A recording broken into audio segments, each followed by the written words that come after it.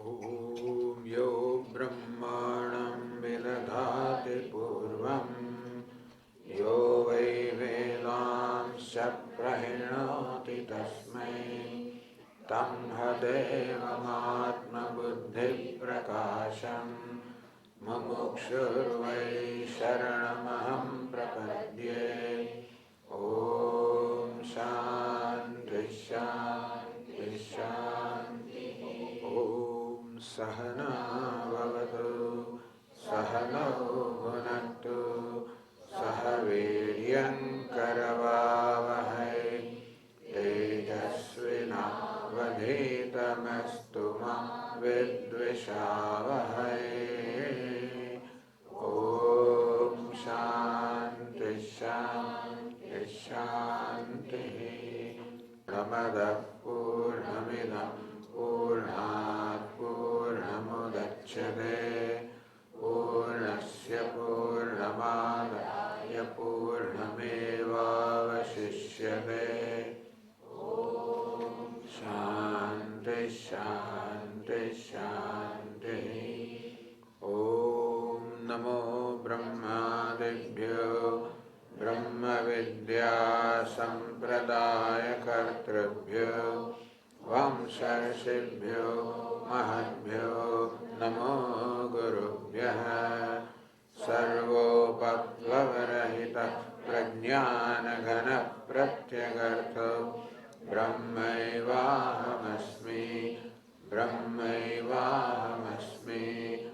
ॐ नारायणं पद्मभवं वसिष्ठं शक्तिं च तत्पुत्रपराशरं च व्यासं शुकं गौडपदं महान्तं गोविन्दयोगीन्द्रमथास्य शिष्यं श्रीशङ्कराचार्यमथास्य पद्मपादं च हस्तामलकं च शिष्यम् अन्तोटकं वार्तिककारमन्यान् अस्मद्गुरून् सन्ततमानतोऽस्मि।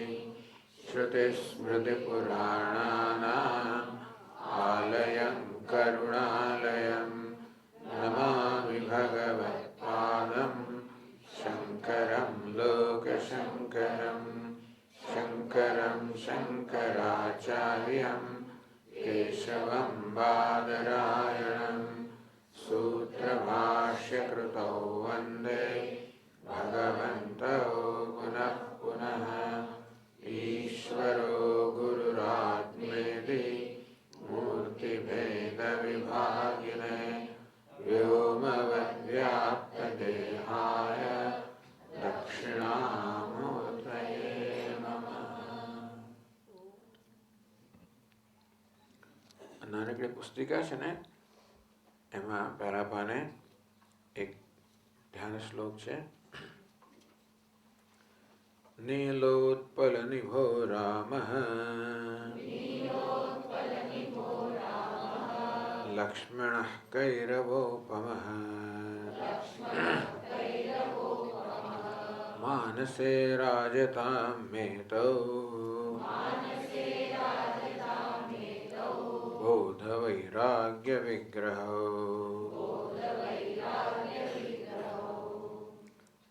एक नील છે અને બીજા ગૌર છે. રામજી લક્ષ્મણજી બોધ વૈરાગ્ય વિગ્રહો. ભગવાન રામચંદ્રજી બોધ અર્થાત જ્ઞાન સ્વરૂપ છે, લક્ષ્મણજી વૈરાગ્ય સ્વરૂપ છે. માનસે રાજતામ મેં તો એ બંને મેં માનસે રાજધાન મારા મનમાં વિરાજમાન થાવ એ પ્રકારનો આ ધ્યાન શ્લોક છે.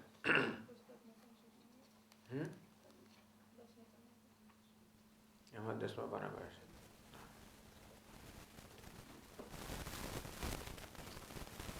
છે.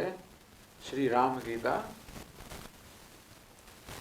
એ ભગવાન રામચંદ્રજી અને લક્ષ્મણજી વચ્ચેનો સંવાદ છે. ભગવાન રામચંદ્રજી ગુરુ સ્થાને છે, લક્ષ્મણજી શિષ્યના સ્થાને છે. આ સંવાદ ક્યારે થયો તો કે સીતાજીનો ત્યાગ થઈ ગયો છે ભગવાન રામચંદ્ર હવે એકલા છે અને તેથી એક વખત એકાંતવાસમાં લક્ષ્મણજી રામચંદ્ર પાસે જાય છે અને પ્રશ્ન કરે છે. એ આની ભૂમિકા છે. તો જો હવે આપણે જે શ્લોકો થઈ ગયા છે એનું જરા વિહંગાવલોકન કરી દઈશું, પુનરાવર્તન કરી દઈશું, એટલે એક ભૂમિકા વધારાનો તૈયાર થઈ જાય. પછી આપણે આગળ વધીશું. તો પહેલા શ્લોકથી શરૂ કરીએ. આ રામગીતા ગ્રંથ છે એ અધ્યાત્મ રામાયણમાંથી આવે છે. અધ્યાત્મ રામાયણના ઉત્તરકાંડમાં આ સંવાદ રહેલો છે. અધ્યાત્મ રામાયણ વળી ભગવાન શિવજી અને પાર્વતીજી વચ્ચેના સંવાદના રૂપમાં છે. જેમ રામચરિતમાનસ કે પછી વાલ્મીકી રામાયણ તેમ અધ્યાત્મ રામાયણ પણ ભગવાન શિવજી અને વાલ્મીકીજીના સંવાદ રૂપમાં છે. એટલે આમ તો શિવજી વાલ્મીકી પાર્વતીજીને કહી રહ્યા છે, એમાં આ રામાયણની કથા છે. એટલે આનો પ્રારંભ થાય છે ભગવાન શિવજીના વચન. એટલે કહે છે શ્રી મહાદેવ ઉવાચ તતો જગન્મંગલમંગલાત્મના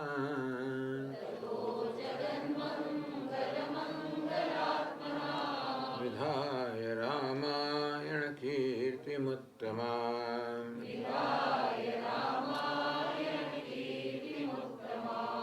ચચાર પૂર્વાચરિતં રઘુત્તમઃ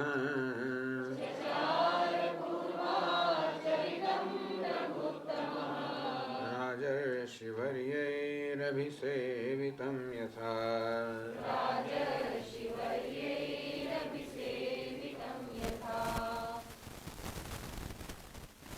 તતઃ ત્યાર પછી સીતાજીનો આ પ્રકારે ત્યાગ થયો. રજગ અપવાદાદ માત્ર એક દુષ્ટ ધોબીએ સીતાજીની નિંદા કરી. એ પરથી માની લેવામાં આવે છે કે પ્રજામાં આ પ્રકારનો મત પ્રવર્તમાન થયો છે અને તેથી ભગવાન રામચંદ્રને લાગ્યું કે હવે રાજા તરીકે યોગ્ય નથી કે સીતાજી એમની સાથે રહે. લોક સંગ્રહાર્થમ, તેથી રામચંદ્રજીનો જે અવતાર છે એ લોક શિક્ષણ માટે છે. જે કે એમણે કર્યું છે એ લોકોના શિક્ષણ માટે છે. વળી પાછા ભગવાન કેવા છે? લોક ઉપાસિત, એટલે વ્યવહાર જે પ્રકારનો થતો હોય લોક મર્યાદાને અનુસરનારા છે. અને તેથી સામાન્ય વ્યવહારમાં જે પ્રકારનો આચાર કરવામાં આવે એવો આચાર ભગવાન કરતા હોય છે. તેથી લોકોમાં એ પ્રકારનું દ્રષ્ટાંત બેસે. યદ્યદાચરતે શ્રેષ્ઠ તત્તદેવેતરો જનઃ, શ્રેષ્ઠ પુરુષ જે પ્રકારનું આચરણ કરે એવું જ આચરણ બીજાઓ કરતા હોય છે. અને તેથી ભગવાન આચરણથી દાખલો બેસાડતા હોય છે. આ પ્રકારે આવી જાતની પરિસ્થિતિ છે કે સીતાજી હવે નથી. ત્યારે રઘુત્તમ, રઘુ શું ઉત્તમ, રઘુવંશમાં સર્વશ્રેષ્ઠ ભગવાન રામચંદ્રજી છે. જગન મંગલ મંગલાત્મના ઉત્તમામ રામાયણ કીર્તિમ વિધાય. ભગવાન જગન મંગલ મંગલાત્મા છે. જગન મંગલ, આ જગતના મંગળ માટે મંગલાત્મા એક દિવ્ય મંગળ આત્મા દેહ ધારણ કર્યો છે. ભગવાને સ્વયં અવતાર રૂપે આ મનુષ્ય દેહ ધારણ કર્યો છે. મંગલાત્મા એ મંગળ સ્વરૂપ દેહ, મંગળ દેહ ધારણ કર્યો છે. કલ્યાણ માટે, લોકોના કલ્યાણ માટે દેહ ધારણ કરેલો છે. કેવા જંગલ તો જગતના મંગળ માટે, સંસારના મંગળ માટે અત્યંત કલ્યાણરૂપ દેહ ધારણ કરનારા ભગવાન રામાયણ ઉત્તમામ વિધાય. તો આ રામાયણની કીર્તિ જે છે એ વિધાય એને સ્થાપીને ભગવાને રામાયણ, રામનું અયન, રામના માર્ગને રામાયણ કહેવાય. રામના જ માર્ગને રામજીને ચરિત્રને રામાયણ કહેવાય. એ કીર્તિ તો ભગવાને આ પ્રકારનું રામાયણ, આ પ્રકારનું ચરિત્ર કર્યું અને એ પ્રકારે ભગવાનની કીર્તિ ચારે બાજુ ફેલાય. તો શા માટે કીર્તિ પણ ફેલાય? એ પણ શેના માટે છે? તો કે ભગવાનની આ પ્રકારે કીર્તિનું શ્રવણ, કીર્તન વગેરે, સ્મરણ વગેરે કરવાને કારણે લોકોનું કલ્યાણ થાય. ત્યારે તુલસીદાસજી મહારાજ પણ કહે છે કે આ ચરિત્ર છે, જે ગાન કરશે કે કીર્તન કરશે એનું કલ્યાણ થશે. એટલે ભગવાનનું ચરિત્ર એવું છે કે એનું શ્રવણ કરવાથી, ગાન કરવાથી જ કલ્યાણ થાય. માટે ભગવાને એવી લીલાઓ કરી, એવા પ્રકારનું યશ કીર્તિ સ્થાપિત કરી, જેથી એ કીર્તિનું શ્રવણ અને ગાન પણ લોકોના કલ્યાણનું સાધન બને. એ પ્રકારે આ લોકોના કલ્યાણ માટે જેમણે આવો મંગળમય દેહ ધારણ કર્યો છે, ભગવાને આ પ્રકારે પોતાની કીર્તિ સ્થાપીને ચચાર પૂર્વાચરિતમ રઘુત્તમ, એમના પૂર્વજોએ જે પ્રકારનું શ્રેષ્ઠ ચરિત્ર કરેલું, રઘુવંશમાં શ્રેષ્ઠ રાજાઓ થઈ ગયા, દિલીપ, રઘુ વગેરે ઉત્તમ રાજાઓ થઈ ગયા, જેમની કીર્તિ અત્યંત પ્રસિદ્ધ હતી. તો એમણે જે પ્રકારે આચરણ કરેલું એ પ્રકારનું આચરણ ભગવાન રામચંદ્રજીએ કર્યું. રાજર્ષિવર્ય અભિષેવિતમ યથા. એટલે ભગવાન કેવા છે એનો આપણે ખ્યાલ આવે આ શ્લોકની અંદર. જે રામ ગીતાના આચાર્ય છે, એ આચાર્ય ભગવાન કેવા છે એનો પરિચય આપણને એક શ્લોકમાં આપે છે. તતઃ ત્યાર પછી, એટલે કે આ પ્રકારે સીતાજીનું પણ હવે નથી, તો સીતાજી સહિત રહિતના રામજી છે. તો હવે મહાદેવજી આગળ કહે છે અને કયા સંજોગ, કેવી રીતે રામજી લક્ષ્મણ જે સંવાદ થયો એની વાત કરે છે. તો બીજા શ્લોકમાં કહે છે સૌમિત્રિણા પૃષ્ટ ઉદાર બુદ્ધિના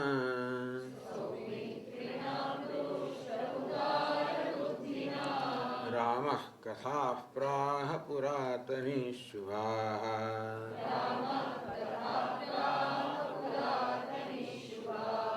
રાજ્ઞઃ પ્રમત્તસ્ય નૃગસ્ય શાપતઃ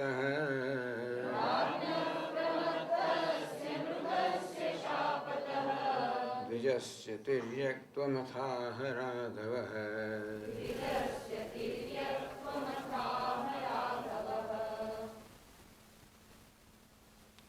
હવે તે વખતે ભગવાન રામચંદ્ર વચ્ચે લક્ષ્મણજી વારંવાર સત્સંગ થતો હોય અને એવું કહે છે કે લક્ષ્મણજી પણ આવા સત્સંગની તક શોધતા હતા. ભગવાનના મનને પણ જરા સીતાના વિયોગથી મુક્ત કરવા માટે લક્ષ્મણજી ચાહીને આ પ્રકારે સત્સંગના પ્રસંગ ઊભા કરે, તેથી ભગવાનનું મન પણ થોડું પ્રસન્ન બને. પેલા વિયોગને કારણે જે અત્યંત દુઃખી થઈ ગયા હતા કંઈક પ્રસન્ન બને માટે લક્ષ્મણજી આ પ્રકારે સત્સંગની તક શોધે.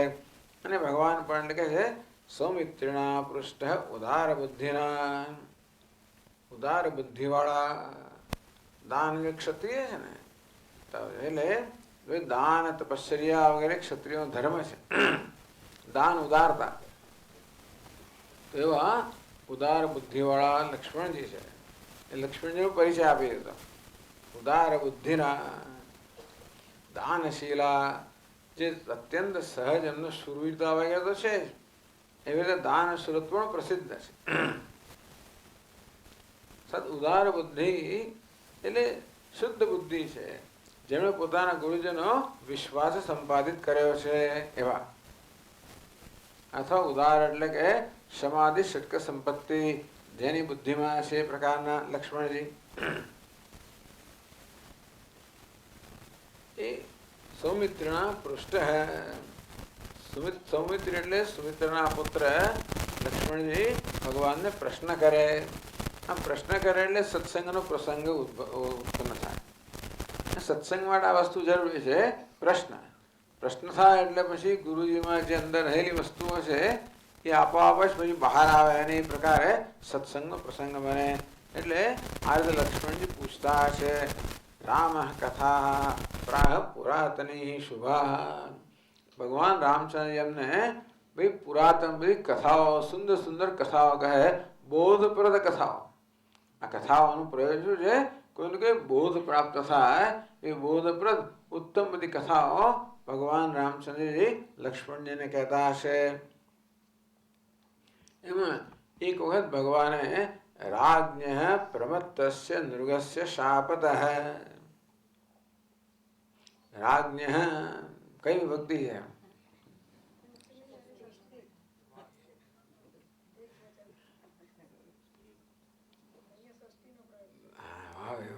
હા, પણ શબ્દ કયો છે?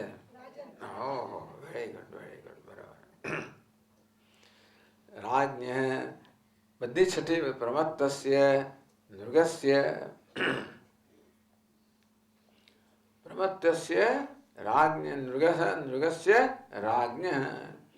એક નૃગ નામનો રાજા હતો, એની કથા ભગવાન કહેતા હશે. ખરેખર બહુ દાનશીલ, દાનવીર માણસ, ઉદાર રાજા હતો. ખૂબ જ દાન કરતો હતો. પણ એક વસ્તુ થયું, એક બહુ મોટું ધન હતું, એમાંથી ગાયનું દાન બ્રાહ્મણોને કરતા હશે. કોઈક બ્રાહ્મણને આપેલી ગાય હશે, એ વળી પાછી ધણમાં પાછી આવે. ઘણી વાર ગાયો જાય નહીં, તો દાન આપો ને તોય પણ જવું ના હોય, તમે તો આપી દો, પછી જવા ના માંગે, પાછી આવી જાય. હવે આટલું મોટું ધણ, પેલી ગાય આવી ગઈ, ખબર પણ ના પડે ને. અને ભાઈ દાન તો ચાલતું જ હતું, એની જગ્યાએ બીજાને ગઈ પાછી. એટલે પેલો બ્રાહ્મણ તો ફરિયાદ કરવા આવ્યો અને મારી ગાય બીજાને આપી દીધી, શાપ આપી દીધો સીધો જ. ત્યાં સુધી કે તું તો પશુ યોનિમાં જન્મે છે એમ કરીને બિચારો પેલો કાચિંડો બની ગયો. આવી એવી એની અવગતિ થઈ. એટલે આ નૃગ નામનો રાજા છે, આમ ગુજરાતમાં ધર્મ કરતા ધાડ પડી એવું તો બાબત હતો. ટૂંકમાં બિચારો ધર્મ કરવા ગયો એવું થતું હોય છે. પણ જે નૃગ રાજાનો નસીબ જે હશે. એટલે આ કથા બધી કહી. પ્રમત્ત એટલે શું છે? જે સાવધાન ન હતો. સાવધાન રહેવું જોઈએ. અને આ રીતે તમે દાન કરો, કોઈ પણ તમે કર્મ કરતા હો, આ કર્મમાં સાવધાની જોઈએ, નહીં તો અર્થનો અનર્થ થઈ જાય. આ કર્મનો એક નિયમ જ છે, દરેક કંઈ પણ કર્મ કરતા હોઈએ તો સાવધાન ન હોઈએ તો અર્થનો અનર્થ થઈ જાય. ત્યાં સુધી કે કર્મ અત્યંત વિપરીત પરિણામ લાવે. તો સ્વર્ગને બદલે નરકમાં લઈ જાય. તો આ દાન કરવાને કારણે રાજા સ્વર્ગમાં ગયો હોત તો બિચારા નરકનું દુઃખ ભોગવવું પડ્યું. એટલે આ દ્વારા બોધ જ લેવાનું છે કે કર્મમાં અત્યંત સાવધાની જોઈએ. એટલે કે કર્મનો સ્વભાવ જેવો છે કે સાવધાની માંગેલા છે. ખાસ કરીને સકામ કર્મ હોય તો, ટૂંકમાં કોઈ કામના પૂરી કરવા માટે કર્મ કરવામાં આવતું હોય તો સાવધાની અધિક જરૂર રહે.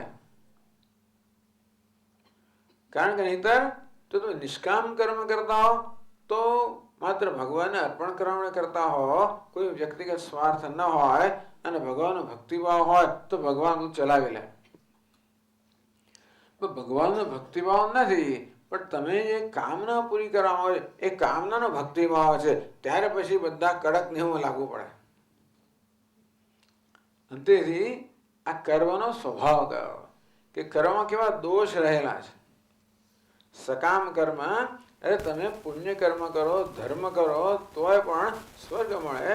તો સ્વર્ગ મળ્યા પછી વળી જન્મ તો લેવો જ પડે, એટલે બંધન કરનાર તો ખરું જ. એ સકામ કર્મ દોષ રહી ગયો તો બંધન કરે જ, નરક મળી જાય. કર્મના પરિણામે સ્વર્ગ પ્રાપ્ત થાય તોય બંધન છે, નરક પ્રાપ્ત બંધન એટલા માટે કે ફરી જન્મ તો લેવો જ પડે. એવા સ્વર્ગના સંસ્કાર લઈને તમે ફરી અહીંયા આવો એટલે વળી પાછી એ પ્રકારના કર્મ કરો. આમ કર્મ બંધન કરનારો છે એ બોધ આમાંથી લેવા છે. કર્મ સ્વભાવ કયો છે? સકામ કર્મ સ્વભાવ છે બંધન કરવું, એનો બોધ આમાંથી લેવાનો છે.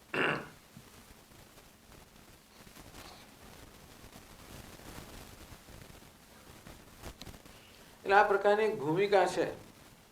કર્મ વિશેની ભૂમિકા એક તૈયાર થઈ ગઈ છે કે સકામ કર્મ આ પ્રકારે દોષ વાળું છે, બંધન કરનારું છે. કર્મણા બધ્યતે જંતુ એમ કહેવામાં આવે છે કે કર્મથી જંતુ એટલે જીવ બંધાય છે સકામ કર્મથી.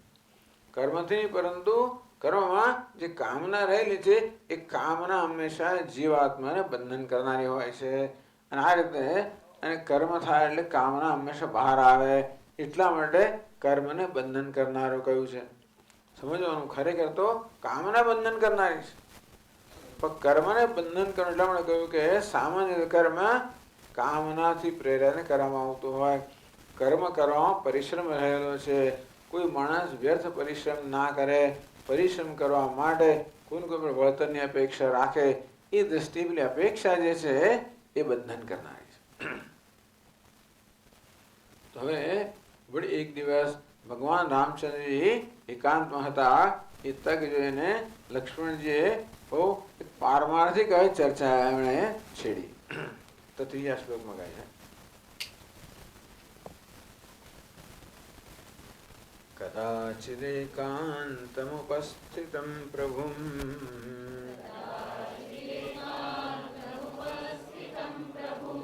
રામં રમાલાલિતપાદપંકજં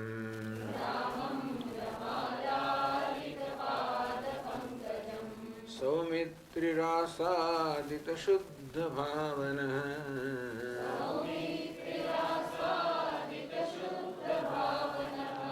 प्रणम्य भक्त्या विनयान्वितो ब्रवीद।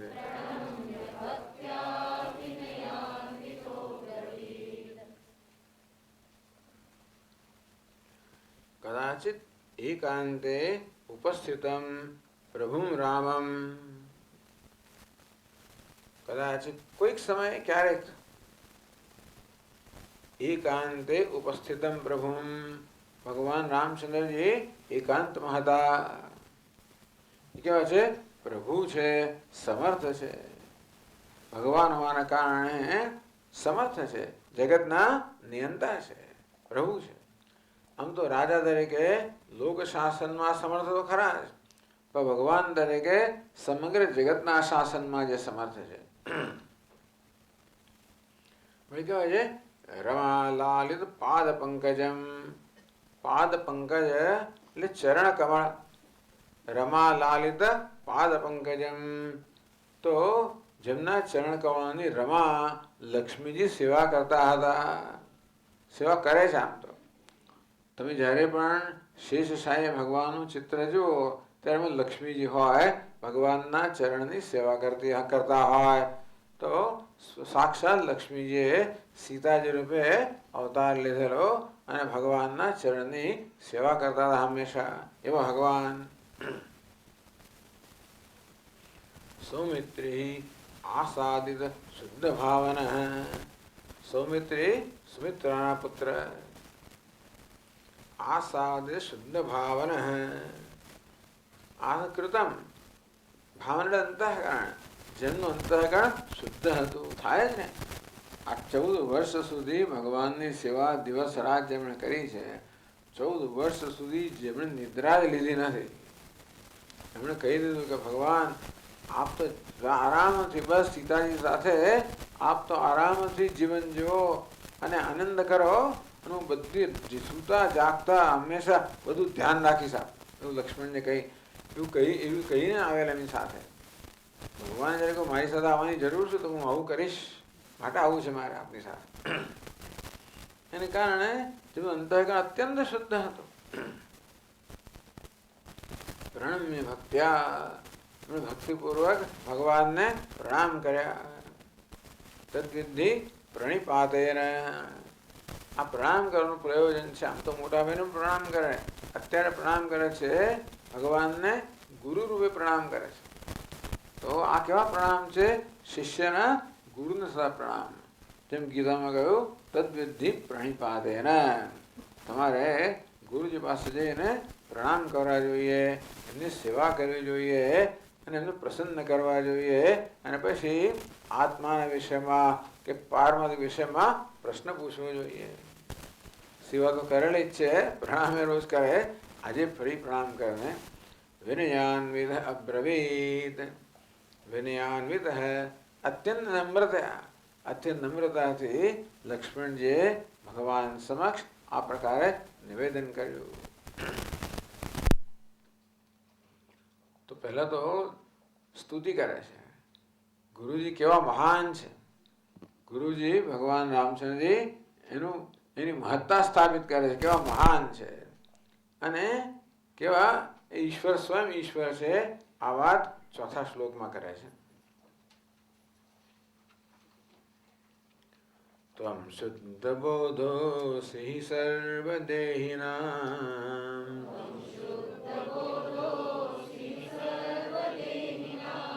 આત્માસ્યધીશોऽસि નિરાકૃતિ સ્વયં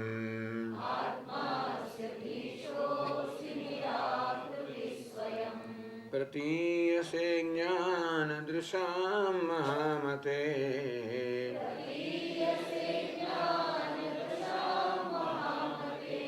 પાદાબ્જભૃંગાહિતસંગસંગિનાં.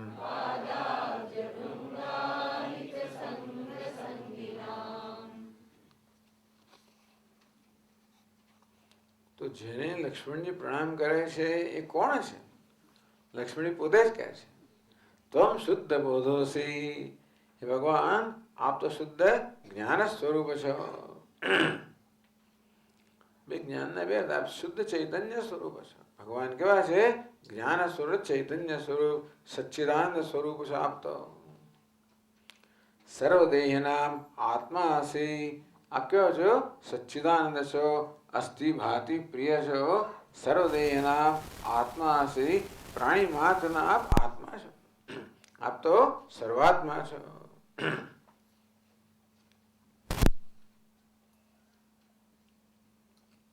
સ્વયં નિરાકૃતિ. આ નિરાકૃત શબ્દના બે અર્થ કરવામાં આવ્યા. કૃતિ એટલે કર્મ, જેમનામાં કોઈ પ્રકારનું કર્મ નથી, જે સ્વયં કેવા છે? અકર્તા છે, અભોક્તા છે. ભગવાન આપ તો સાક્ષાત જ્ઞાન સ્વરૂપ છો, નિર્વિકાર છો, અકર્તા છો, અભોક્તા છો. અથવા નિરાકૃતિ, આપ નિરાકાર છો. જો ભગવાન તો આકારમાં છે. ભગવાને આકાર ધારણ કર્યો છતાં લક્ષ્મણ શું કહે છે? આપ તો નિરાકાર છો. આકાર તો માત્ર એક આભાસ જ છે. એમ ન માનવું કે ભગવાન દેહ ધારણ કરે માટે દેહી બની જાય.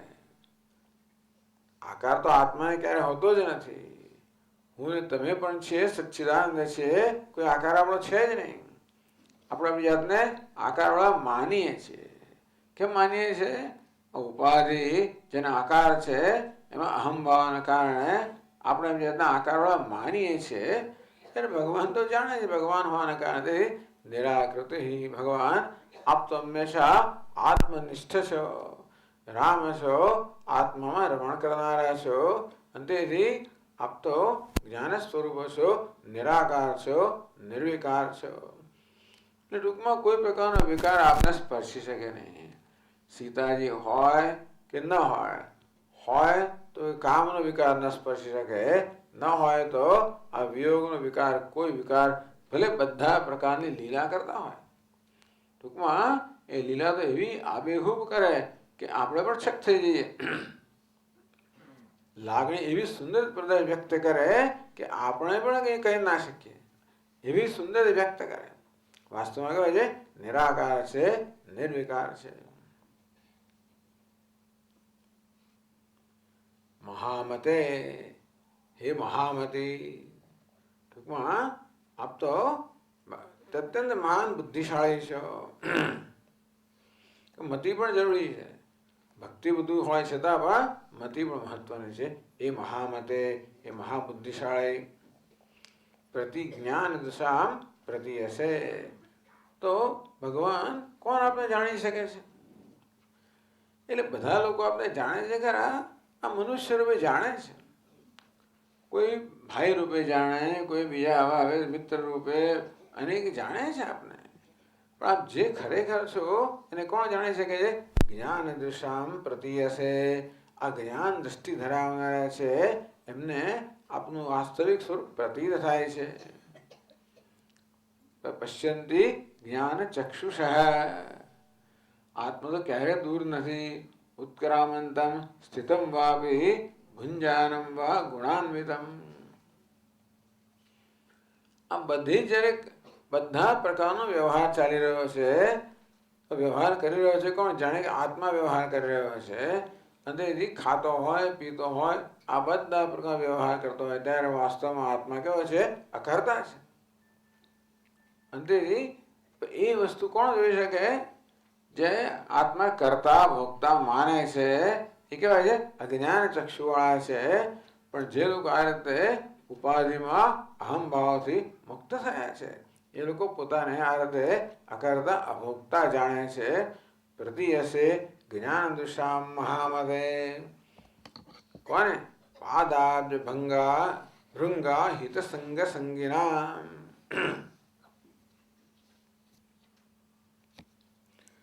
પાદાબ્જ, અબ્જ એટલે કમળ, અબ એટલે જળ, અબ્જ એટલે જળમાંથી જન્મેલું એટલે કમળ.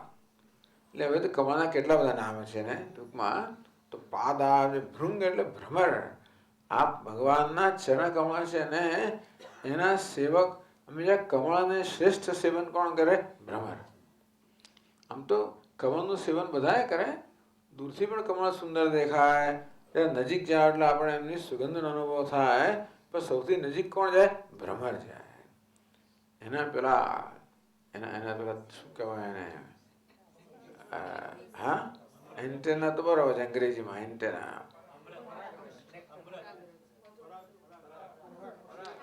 એનાથી પરાગમાં જાય, એના એન્ટેનાથી, અને પછી ત્યાંથી મધ ગ્રહણ કરે. આવું તો ભ્રમર જ કરી શકે, બીજા કોઈ ના કરી શકે. અંતેથી ભ્રમર ટૂંકમાં રસિક લોકો છે બધા. ભગવાનના રસિક ભક્તો છે જે ભગવાનના ચરણ કમળનો આ પ્રકારે રસ લઈ શકે એવા રસિક ભક્તો જે છે. એમની વાત તો છોડો, પણ સંગ સંગીના, એમનો સંગ કરનારા, ટૂંકમાં ભગવાનના ચરણ કમળમાં અત્યંત ભક્તિભાવ કે આસક્તિ ધરાવનારા ભક્તો છે. એવા ભક્તોનો સંગ કરે એ ધન્ય થઈ જાય. ભગવાનના ચરણ કમળના ભક્તો ધન્ય થઈ જાય તો એમનો સંગ કરનાર પણ ધન્ય થઈ જાય. એવા ભગવાનના ભક્તોનો સંગ કરવાને કારણે જેમને ભક્તિભાવ અને જ્ઞાન પ્રાપ્ત થયા છે એવા જ્ઞાન ચક્ષુ ધરાવનારા ભગવાન આપણા વાસ્તવિક સ્વરૂપને જાણે છે, જોઈ શકે છે. પ્રતિયસે, સ્વયં પ્રતિયસે, કે એ આપને જુએ છે, આપ એની સમક્ષ પ્રગટ થાઓ છો. આમ કરીને પોતે કોને પ્રશ્ન કરી રહ્યા છે પણ એટલે પોતાનું જ્ઞાન પણ લક્ષ્મણજીએ વ્યક્ત કર્યું કે પોતે ભગવાનને કેવી રીતે જાણે છે. આ રીતે ભગવાનનું જ્ઞાન છે એવા એમને હું પ્રશ્ન કરી રહ્યો છું. આ પ્રકારે લક્ષ્મણજીએ ભગવાનનું ગુરુ રૂપે સન્માન કર્યું. અત્યાર સુધી એમના મોટા ભાઈ રૂપે હશે, અત્યારે કેવા છે? ગુરુ રૂપે છે. જેમ આ કુરુક્ષેત્રના રણ મેદાનમાં અર્જુન ભગવાનનો શિષ્ય બન્યો, ત્યાંથી ભગવાનનો ભક્ત ખરો, સખા ખરો, આજે શિષ્ય બન્યો. લક્ષ્મણજી પણ ભગવાનના મહાન ભક્ત, નાના ભાઈ પણ આજે શિષ્ય બન્યા. અને પ્રાર્થના કરે છે 5મા શ્લોકમાં કહે છે, અહમ પ્રપન્નોસ્મિ પદામ્બુજં પ્રભો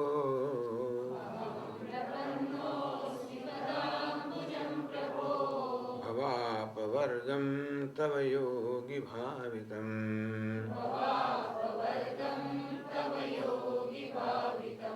યથાન્યસા જ્ઞાનમપારવારિધિં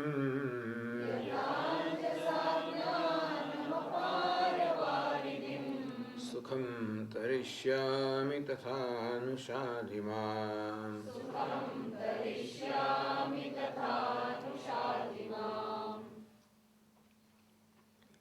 हे प्रभु, वही संबोधन है भगवान ने, हे प्रभु तव पदाम्बुजम अहम प्रपन्नोस्मि.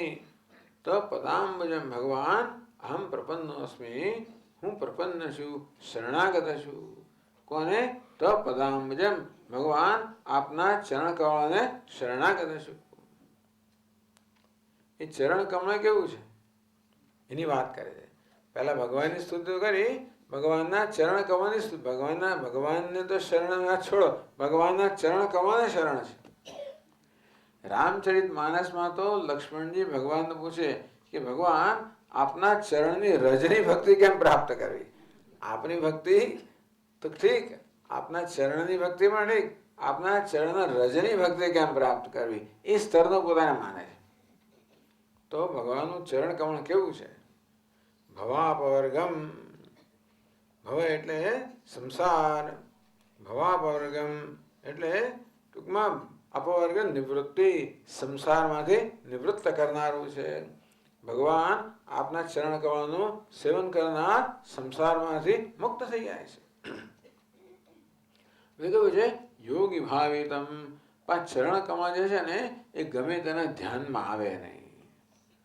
પ્રયત્ન બહુ એ કરે પરંતુ ભગવાનના ચરણ કમળ ધ્યાનમાં આવે નહીં.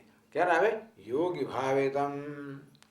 યમ નિયમ વગેરે આ પ્રકારે જેમણે પોતાના અંતઃકરણને શુદ્ધ કર્યું છે, અંતઃકરણની એકાગ્રતા પ્રાપ્ત કરે છે, એવા યોગી લોકો છે એ જ હંમેશા ભાવિતમ વિષયીકૃતમ. એવા યોગી લોકો છે એ જેના ચરણ કમળનું ધ્યાન કરતા હોય છે, એને કારણે જે એમને સંસારમાંથી મુક્ત કરનારું છે. એવા ચરણ કમળને અહમ પ્રપન્નોસ્મિ. ભગવાન આપના એવા ચરણ કમળને હું શરણાગત છું. શિષ્યસ્તેહમ સાધિમામ ત્વામ પ્રપન્નમ. એમાં પ્રપન્નોસ્મિ, ત્યાં પ્રપન્નમ. ભગવાન પ્રપત્તિ, પ્રપત્તિ એટલે ભગવાનને પગ પકડી લેવા. તો પ્રપદ એટલે આપણા ચરણનો આગળનો ભાગ પકડી લેવો. બસ મેં તો પકડી લીધો છે, ભગવાનના ચરણનો આગળનો ભાગ મેં પકડી લીધો છે, હવે બાકીની જવાબદારી આપની છે. આ પ્રકારે પોતાની જે તદ્વિધિ પ્રણિપાતેન સેવયા, આમ પ્રણિપાત અને એ પ્રકારે ભગવાનની ગુરુજીની સ્તુતિ કર્યા પછી હવે પોતાને પૂછવાનું છે પૂછે છે. પ્રશ્ન પૂછતા પહેલા એની યોગ્ય ભૂમિકા તૈયાર થવી જોઈએ. પ્રશ્ન પૂછતા પહેલા જેને પ્રશ્ન પૂછીએ છીએ એને આપણા પ્રશ્નના ઉત્તર વડે તૈયાર કરવા પડે. આપણે તૈયાર કરવા પડે. આપણે પ્રશ્ન પૂછીએ પહેલા આપણા પ્રશ્નનો ઉત્તર આપવા માટે આપણે તૈયાર કરવા પડે. નહીં તો કે અત્યારે મૂડમાં નથી ભાઈ, તું કાલે આવો છે, છોડ હવે આ તો કે સવાલ છે એમ કરીને ગમે તે રીતે એ શક્ય છે કે પ્રશ્ન પૂછી છતાં પણ આપણને કઈ ઉત્તર ના મળે, પ્રતિભાવ ના મળે, રિસ્પોન્સ ના મળે, એવું બને. એટલા માટે એ ઉત્તર એમને તૈયાર કરવા પડે આપણે. એટલે જ વિવેક સ્વામીએ કહ્યું કે ગુરુજીની સેવા કરવી જોઈએ. મનથી, વચનથી, કર્મથી ગુરુજીની સેવા કરીને એમને પ્રસન્ન કરવા જોઈએ. એ પ્રસન્ન થાય પછી પ્રશ્ન પૂછવો જોઈએ.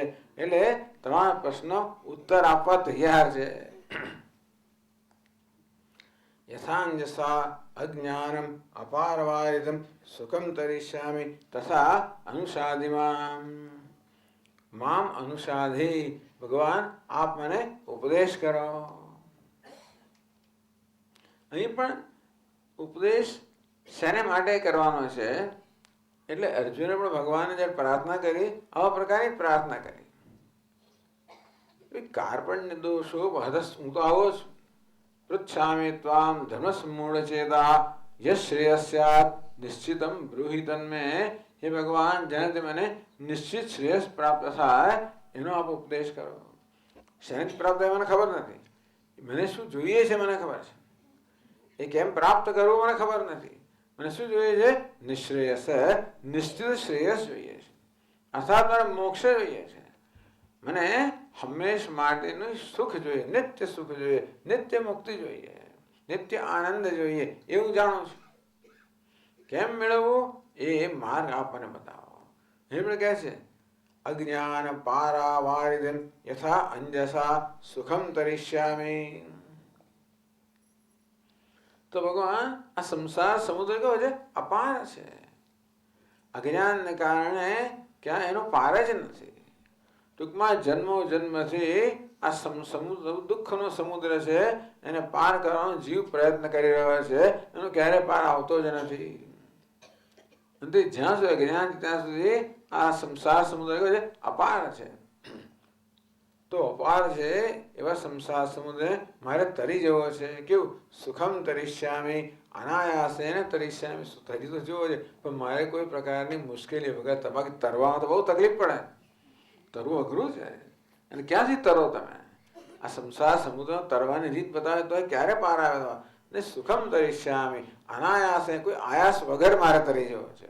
આ સંસાર સમુદ્રને કોઈ પ્રકારના આયાસ એટલે કોઈ પ્રકારના પરિશ્રમ વગર કેવું તરી જવાય? અનુસાદી ભગવાન એ આપ મને એનો ઉપદેશ કરો.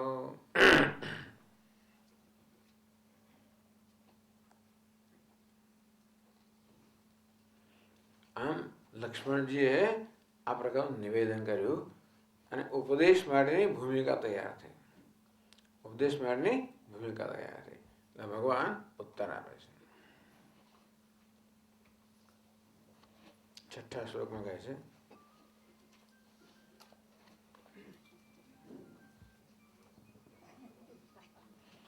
શ્રુત્વા સૌમિત્રિવચોખિલં તદા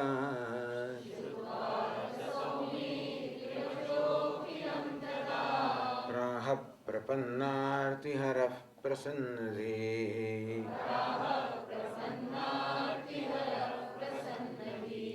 વિજ્ઞાનમજ્ઞાનતમોપશાંતયે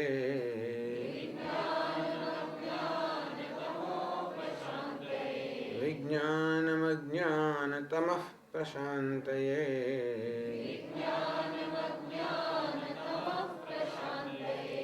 શ્રુતિ પ્રપન્નં ક્ષિતિપાલભૂષણઃ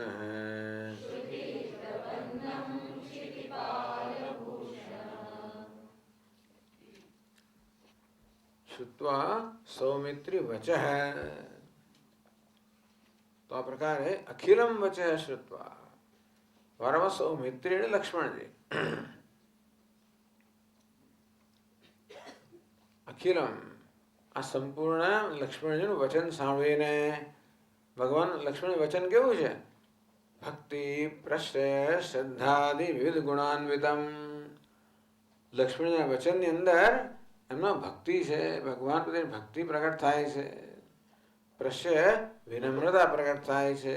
શ્રદ્ધા, લક્ષ્મી વચન કહેવાય છે શ્રદ્ધા ભક્તિ નમ્રતાપૂર્વકના છે. આવું વચન સાંભળીને ભગવાન કહે પ્રપન્નાર્તિ હરઃ. તો જો ભગવાન તો બધું બહુ છે, પરંતુ આપણે ભક્ત શું કરે? પોતાને જરૂરિયાત હોય એ પ્રકારના ગુણનું આવાહન કરવાનું. ભગવાન જે જોઈતું હોય એ પ્રકારનું આવાહન કરે ને. આપણે ધન જોઈતું હોય એ પ્રકારનું આવાહન. જે આપણને ઈચ્છા હોય તો સામેની વ્યક્તિ આપણે મદદ ક્યારે કરે? આપણે જે પ્રકારની મદદ જોઈએ છે એ પ્રકારના વ્યક્તિત્વનું આવાહન કરવું જોઈએ. ભિખારી તો માગે તો કેવું માગે? આ તમે તો મારા દાતા છો, તમે તો ખૂબ ધનવાન, એમ કરીને આપણને આમ બહુ ઉદારતા આપણામાં જાગૃત કરે અને તો એનું કામ થાય ને.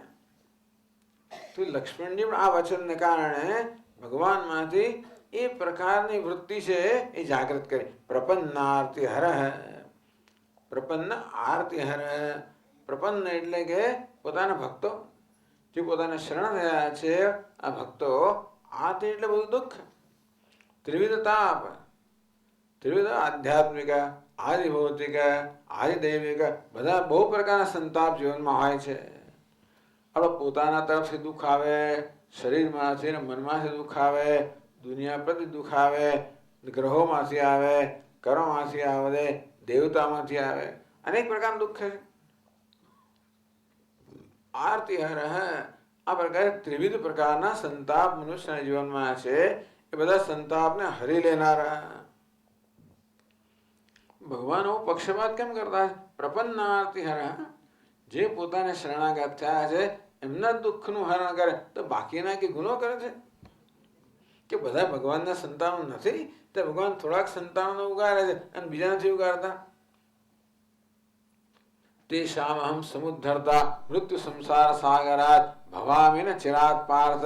એ લોકોને હું સંસાર સાગરનો ઉદ્ધાર કરું. બીજા લોકો બધા સંસાર સાગરમાં બીજા ડૂબકા ખાઈ રહ્યા છે, પણ કેટલાક થોડા છે એનો ઉદ્ધાર કરો છો.